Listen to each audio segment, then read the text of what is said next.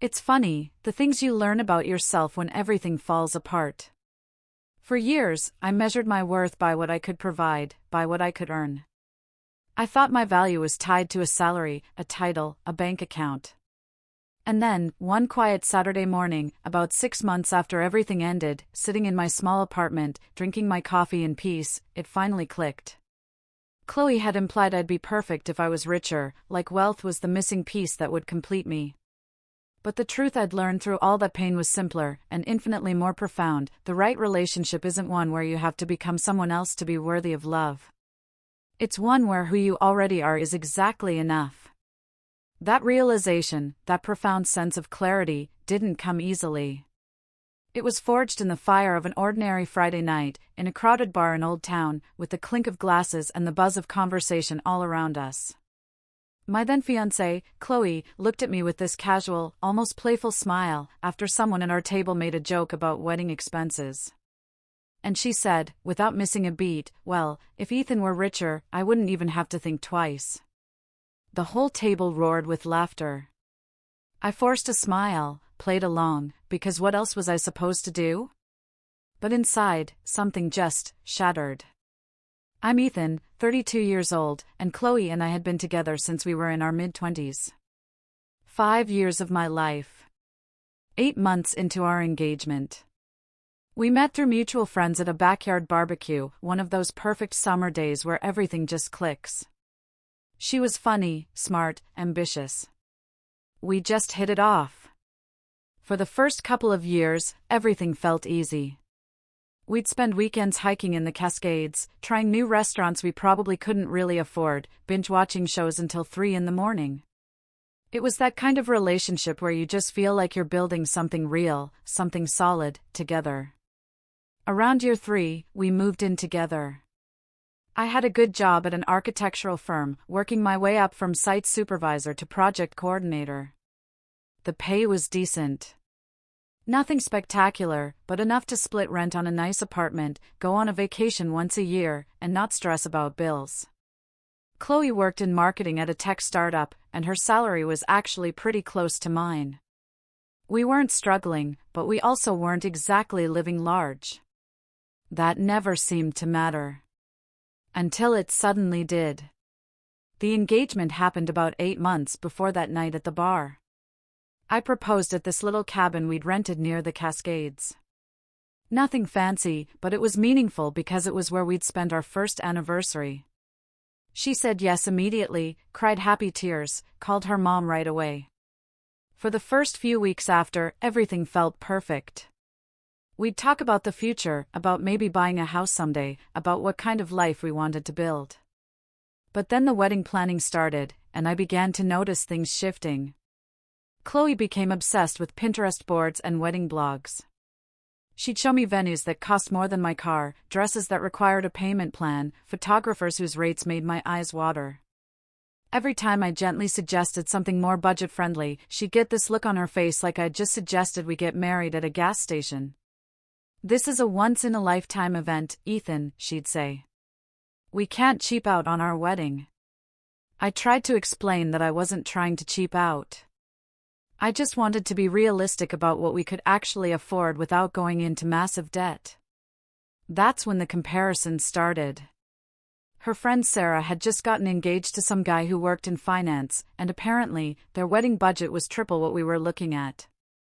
Another friend was marrying a doctor and planning this destination wedding in Greece. Chloe would scroll through their Instagram posts and sigh, making these little comments about how beautiful everything looked, how she wished we could do something like that. At first, I brushed it off as normal wedding stress. Everyone wants their day to be special, right? But it kept escalating. She started making comments about my job. Nothing direct at first, just little hints here and there. "Have you thought about looking for something that pays better, or do you think you'll ever move up to management?" I'd been pretty content with my career trajectory, but suddenly I felt like I was being measured against some invisible standard I didn't even know existed. The thing is, I wasn't some deadbeat. I showed up to work every day, paid my half of everything, never asked her to cover for me. We'd always operated as equals financially, but somewhere along the way, equals stopped being enough. She wanted more, and I was starting to feel like the obstacle preventing her from getting it. About 2 months before that night at the bar, we had our first real fight about money. She wanted to book this venue that was way outside our budget. And when I said we couldn't afford it, she accused me of not caring about the wedding. "If this mattered to you, you'd find a way to make it work," she'd said. I just remember staring at her, wondering when caring about someone became synonymous with spending money you don't have. We didn't talk for 2 days after that fight. When we finally did, neither of us really apologized. We just kind of swept it under the rug and moved on. But looking back, that should have been my first real warning sign. My friend, Ryan, was actually at the bar that Friday night. We'd grab beers after work sometimes, and he'd become part of our wider friend group. When Chloe made her comment about me being richer, I glanced around the table and caught Ryan's eyes. He wasn't laughing. He looked almost angry on my behalf, and that reaction stuck with me more than the laughter did. I excused myself to the bathroom just to get a minute alone. Standing there at the sink, I looked at myself in the mirror and felt something I'd never felt in our relationship before. I felt small. Not because of my income or my job, but because the person I was planning to spend my life with had just reduced my worth to a dollar amount in front of people we knew. When I came back to the table, Chloe was laughing at something else entirely, completely unbothered. She squeezed my hand when I sat down. Like nothing had happened. Like she hadn't just told a room full of people that the only thing standing between her and total commitment was my bank account. We didn't talk about it on the ride home. I didn't bring it up that night because I honestly didn't know where to start. How do you tell someone that they've made you feel worthless without sounding overly sensitive? How do you explain that a joke cut deeper than any serious argument ever had? My coworker, Alex, called me the next morning. He hadn't been at the bar, but apparently, word travels fast in our social circle. He'd heard about Chloe's comment from someone who was there, and he wanted to check in. "Heard what Chloe said last night. Man, you really okay with that?" he asked. I didn't have a good answer. The truth was, I wasn't okay with it. I wasn't okay with any of it. For 5 years, I thought we were building a partnership based on love and respect and shared goals. But somewhere along the way, our relationship had become transactional. I'd become a line item on a budget sheet, constantly being evaluated against what I could provide rather than who I was. The days after that bar incident felt different, like I was seeing everything through a new lens. I couldn't stop replaying Chloe's comment in my head, analyzing the tone, the timing, the fact that she'd said it so casually in front of people who knew us.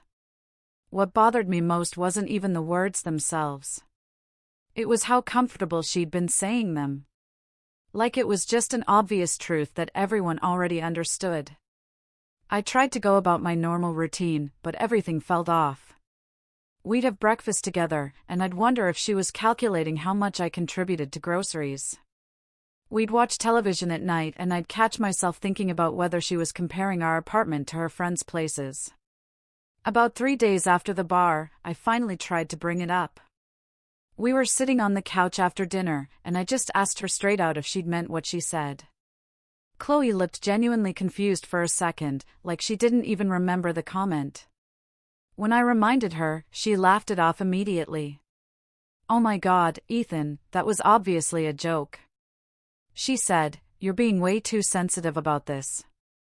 I pushed back, told her it didn't feel like a joke to me, that it actually hurt. She rolled her eyes and said I was making a big deal out of nothing. That everyone makes those kinds of comments and no one takes them seriously.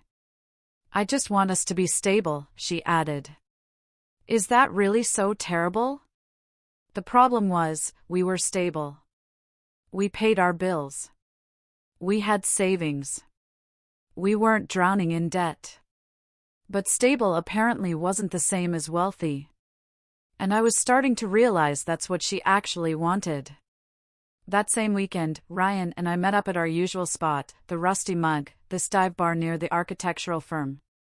I must have looked rough because he ordered me a whiskey instead of my usual beer without even asking. I told him about the conversation with Chloe, about how she dismissed my feelings and turned it around to make me seem oversensitive. Ryan listened quietly, spinning his glass on the bar top, and then he said something that hit me hard. "You really want to spend your life with someone who measures your worth by your paycheck?" he asked. "Because I'm telling you right now, after the wedding, it's only going to get worse." Ryan had been through a rough divorce a few years back, and his ex-wife had been similar, always wanting more, always comparing their life to other couples. He told me once that he'd spent years trying to be enough for someone who had no intention of ever being satisfied. Sitting there in that dim bar, watching my friend's face as he warned me about a future I could still avoid, I felt something shift. This wasn't just wedding stress or cold feet. This was a fundamental problem with how Chloe saw me, saw us, saw what a partnership should be. The next few weeks were tense. Chloe started pushing harder on the wedding planning. But now, every conversation felt loaded. She'd bring up venue options, and I'd hear an unspoken criticism of what I could afford. She'd show me photographer portfolios, and I'd catch myself wondering if she was wishing I made enough to hire the expensive one without discussion. Then, she started bringing up joint bank accounts. She framed it as a practical step since we were getting married anyway. But something about the timing felt wrong. We'd never combined finances before. Always kept things separate and just split shared expenses. Now suddenly she wanted full access to everything. Wanted to know exactly what I made, what I spent, what I saved. When I hesitated, she got defensive, asking if I didn't trust her. It wasn't about trust. It was about feeling like I was being audited rather than loved. She also ramped up the comments about my career. She'd mentioned job postings she'd seen, suggested I talk to her friend's husband about opportunities at his company, asked if I'd considered going back to school for a business degree.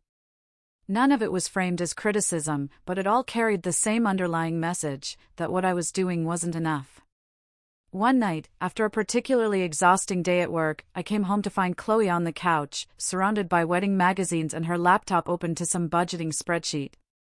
She looked up at me with this expectant expression and said she'd been crunching numbers. According to her calculations, if we both took on extra work and I asked for a raise, we could maybe afford the wedding she actually wanted. Not the scaled-down version we'd been planning, but the real thing, with the nice venue, and the good photographer, and all the details that mattered to her. I just stood there in the doorway, still in my work boots, covered in dust from the job site, and felt absolutely exhausted. Not physically tired, but emotionally drained from constantly being made to feel inadequate. I told her I needed to take a shower and left the room before she could see how close I was to losing it completely. Standing under the hot water, I realized I couldn't keep doing this. I couldn't spend the rest of my life feeling like a disappointment because I chose a stable career I actually enjoyed over one that just paid better. That weekend, I called my mom, Carol. I hadn't told my family much about what was going on because, I guess, part of me was embarrassed. My mom raised me and my sister, Olivia, on a teacher's salary after my dad left when I was 10. She'd always taught us that character mattered more than money, that a good work ethic and treating people right were what defined success. Hearing myself explain the situation to her, I felt like I was betraying everything she'd raised me to believe. I told her about the comment at the bar, about Chloe's constant focus on money, about how I was starting to feel like a financial plan rather than a partner. My mom was quiet for a long moment, and then her voice came through the phone, different than usual, not soft, but firm. She told me she'd watched my aunt go through something similar years ago. Marrying a man who saw her as a means to an end rather than a person he loved. "Sweetheart," she said, "I've seen this kind of relationship before. And I'm telling you, it doesn't end well." She reminded me that my dad had left chasing some idea of a better life. Always wanting more, never satisfied with what he had. She'd spent years trying to be enough for someone who didn't know how to be content. And she didn't want to see me make the same mistake. After that call, I felt something shift inside me. It wasn't anger exactly, more like clarity. I'd been so focused on trying to make Chloe happy, on trying to be what she wanted, that I'd lost sight of whether this relationship was actually making me happy. That night, lying in bed next to Chloe while she scrolled through wedding hashtags on Instagram, I made a decision. I needed to have one final, completely honest conversation with her. Not a fight, not a discussion that could be dismissed or minimized, but a real moment of truth where I asked her directly what she wanted from this marriage.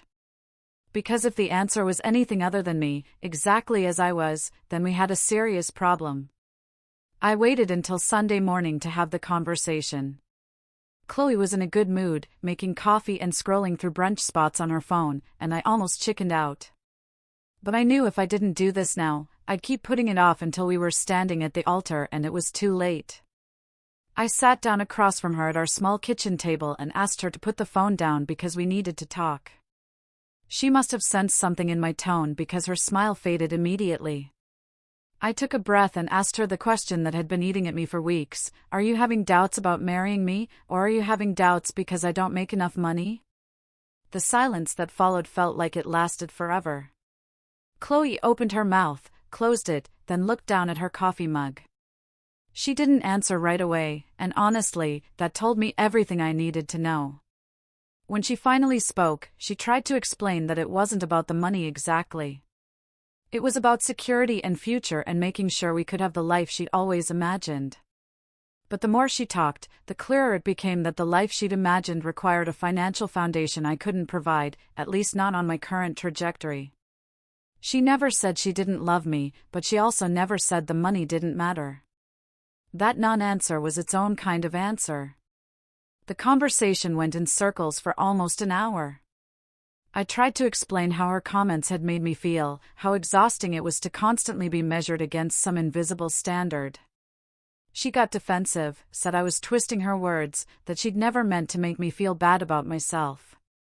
But when I pointed out specific examples, the venue argument, the constant career suggestions, the comment at the bar, she couldn't really deny the pattern. Eventually, she started crying, saying she didn't want to break up, but she also didn't know how to stop worrying about money. I felt bad seeing her upset. But I also felt oddly calm.